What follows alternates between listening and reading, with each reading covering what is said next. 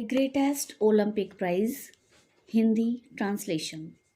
1936 की गर्मियों के दिन थे। ओलंपिक खेल बर्लिन में आयोजित हो रहे थे। एडोल्फ हिटलर ने बचकानेपन से इस बात पर अधिक जोर दिया था कि उसके प्रतियोगी सर्वश्रेष्ठ जाति के सदस्य हैं, इसलिए राष्ट्रीय भावनाएं उफान पर थीं। मैं इस सब के बारे में अधिक परेशान नहीं था। इन खेलों को ध्यान में रखते हुए मैंने अपने आप को 6 वर्षों से प्रशिक्षित किया था, पसीना बहाया था, परिश्रम किया तथा अनुशासित किया था। जब मैं नाव पर सवार हो रहा था, तब मैं यही विचार कर रहा था कि उन स्वर्ण पदकों में से 1 या 2 को लेकर अपने घर वापस आऊँगा। मेरी दृष्टि विशेष रूप से लंबी कूद पर थी। 1 वर्ष पहले ही मैंने 26 फुट 8.5 इंच का विश्व कीर्तिमान स्थापित किया था। प्रत्येक व्यक्ति मुझसे ओलंपिक की इस स्पर्धा को सरलतापूर्वक जीतने की उम्मीद कर रहा था। मैं आश्चर्यचकित था जब लंबी कूद के अर्हता चक्र का समय आया। तब मैं एक लंबे कद के नवयुवक को अपने अभ्यास की कूद में 26 फुट कूदते देखकर आश्चर्यचकित रह गया। वह लुज लोंग नामक जर्मन युवक था। मुझे बताया गया कि हिटलर ने उसे छिपाकर इसलिए रखा था कि वह कूद में सफल हो जाएगा। मैंने सोचा कि यदि लोंग जीत गया तो इससे नाजियों के आर्य जाति के सर्वश्रेष्ठ होने के सिद्धांत को नया समर्थन प्राप्त हो जाएगा। आखिरकार मैं नीग्रो हूँ। हिटलर के सिद्धांतों पर कुछ क्रोधित होकर मैंने वहां जाने का दृढ़ निश्चय किया और वास्तव में मैं डेर फ्यूरर अर्थात जर्मनी के शासक हिटलर और उसकी श्रेष्ठ प्रजाति को ये दिखाना चाहता था कि कौन सर्वश्रेष्ठ है और कौन नहीं। क्रोधित खिलाड़ी एक ऐसा खिलाड़ी होता है जो गलतियां करता है। ऐसा बहुत से प्रशिक्षक आपको बताएंगे। मैं भी इस नियम का अपवाद नहीं था। योग्यता अर्हता सिद्ध करने वाली 3 कूदों में से प्रथम कूद में मैं कूदने वाले स्थान से कुछ इंच दूर से कूदा, अतः मेरी ये कूद अमान्य हो गई। दूसरी कूद में मेरा हाल पहली कूद से भी खराब रहा। मैंने दुखी होकर सोचा, क्या मैं 3000 मील दूर से इसलिए आया हूं कि प्रतिस्पर्धा के अर्हता चक्र में ही असफल हो जाऊं और अपने आप को मूर्ख सिद्ध करूं। कूदने के स्थान से कुछ दूर चलते हुए मैंने तिरस्कार पूर्वक भूमि पर ठोकर मारी। अचानक मैंने अपने कंधे पर एक हाथ का अनुभव किया। मैंने पीछे मुड़कर देखा तो एक लंबे कद के ऊंचे कूद के खिलाड़ी जर्मन की मित्रवत नीली आंखों को देखा। मैंने अपने आप को अंतिम चरण के लिए पहले ही प्रयास में सरलता के साथ पात्र सिद्ध कर दिया था। अपने विश्वास के साथ मुझसे हाथ मिलाया। जेसी ओवेंस, मैं लुज लॉन्ग हूं। हम संभवतः इससे पहले कभी नहीं मिले हैं। वह अच्छे ढंग से अंग्रेजी बोला, यद्यपि उसका लहजा जर्मन भाषा से प्रभावित था। मैंने कहा, मुझे तुमसे मिलकर प्रसन्नता हुई। अपनी घबराहट को छिपाते हुए मैंने कहा, तुम कैसे हो? मैं बढ़िया हूँ। प्रश्न तो यह है कि तुम कैसे हो? मैंने पूछा, तुम्हारा क्या तात्पर्य है? उसने कहा, कोई बात तुम्हें अवश्य ही परेशान कर रही है। तुम तो अपनी आंखें बंद करके भी इस प्रथम चरण के लिए अपने आप को पात्र सिद्ध कर सकते हो। मेरा विश्वास करो, मैं ये जानता हूं, मैंने उससे कहा, और किसी से ऐसा करते हुए मैंने अच्छा महसूस किया। मेरा विश्वास करो, मैं ये जानता हूं, मैंने उससे कहा, और किसी से ऐसा कहते हुए मैंने अच्छा महसूस किया। अगले कुछ मिनटों तक हम आपस में बातें करते रहे।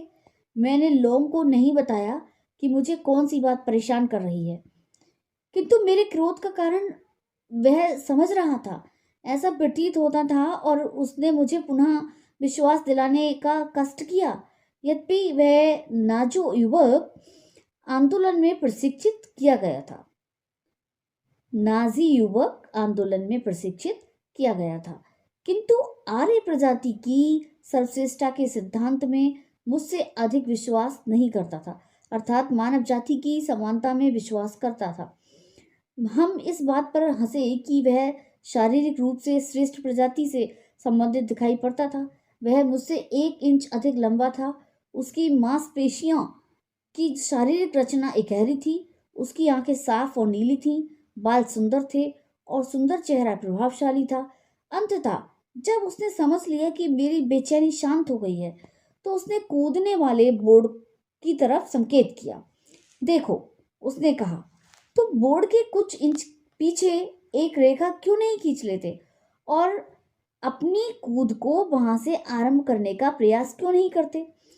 तुम्हें गलती न करने का विश्वास हो जाना चाहिए, अर्थात वहां से कूदने पर तुम अयोग्य घोषित नहीं होगे और निश्चय पूर्वक तुम अपने आप को पात्र सिद्ध करने के लिए अधिक दूर तक कूद सकोगे। इससे क्या फर्क पड़ता है कि तुम इन आरंभिक प्रतियोगिताओं में प्रथम नहीं आए? आने वाला कल ही महत्वपूर्ण होगा। मेरे दिमाग का संपूर्ण तनाव मुझे तुरंत ही समाप्त होता हुआ प्रतीत हुआ, क्योंकि जो सच्ची बात उसने कही थी उसमें मैं प्रभावित हुआ उससे मैं प्रभावित हुआ। विश्वास पूर्वक मैंने कूदने के स्थान से बोर्ड से 1 फुट पीछे रेखा खींची और वहां से कूदा। मैं पात्रता प्रमाणित करने के स्थान से 1 फुट आगे अतिरिक्त कूद गया। उस रात मैं ओलंपिक गांव में लुज लोंग के कमरे में उसे धन्यवाद देने गया। मैं जानता था कि यदि उसकी राय के अनुसार मैंने अपना कार्य न किया होता तो अगले दिन प्रतियोगिता के अंतिम चरण में कूद नहीं पाता। हम उसके कमरे में बैठे और 2 घंटे तक खेल के विषय में, अपने विषय में, विश्व की परिस्थितियों के विषय में तथा अन्य बहुत सी बातें करते रहे। जब मैं जाने के लिए उठा तो हम दोनों जानते थे कि हमारे बीच एक सच्ची मित्रता स्थापित हो गई है। लुंज दूसरे दिन मैदान में उतरेगा और यदि वह कर सका तो मुझे हराने का प्रयास करेगा, किंतु मैं जानता था कि वह चाहता है कि मैं अपना सबसे अच्छा प्रयास करूं, चाहे इसका अर्थ मेरी जीत ही क्यों न हो। ठीक ऐसा ही हुआ। लुज ने अपना पिछला कीर्तिमान तोड़ दिया। ऐसा करके उसने मुझे अपना सबसे अच्छा प्रदर्शन करने के लिए उत्साहित किया। मुझे याद है कि जिस समय मैंने अपनी अंतिम कूद लगाई, जिसने ओलंपिक कीर्तिमान को 26 फुट 5.3 तक पहुंचा दिया, वह मेरे पास खड़ा हुआ था और मुझे बधाई दे रहा था। उसने इस बात की चिंता नहीं की कि 100 गज से भी कम दूरी पर दर्शक दीर्घा में बैठा हुआ हिटलर हम दोनों को घूर घूर कर देख रहा था। लुज लोंग ने गर्मजोशी के साथ मुझसे हाथ मिलाया। यह एक टूटे दिल की झूठी मुस्कान नहीं थी, अर्थात लुज लोंग का व्यवहार आडंबर युक्त नहीं था। तुम मेरे सब सोने के पदकों को और कपों को पिघला सकते हो, किंतु वे सब पिघल कर भी मेरी और लुज लोंग की स्वार्थहीन पवित्र मित्रता की बराबरी नहीं कर सकते, जो उस क्षण मैंने लुज लोंग के प्रति अनुभव की। उस समय मैंने अनुभव किया कि लुज आधुनिक ओलंपिक खेलों के संस्थापक पियरे डी कुबर्तिन के कथन का श्रेष्ठ उदाहरण है, जिस भावना का स्मरण करते हुए ही संभवतः उन्होंने कहा था, ओलंपिक खेलों में महत्वपूर्ण बात विजय प्राप्त करना नहीं है, किंतु उसमें भाग लेना है। जीवन में मुख्य बात जीतना नहीं है, अपितु उसके लिए सत प्रयास करना है।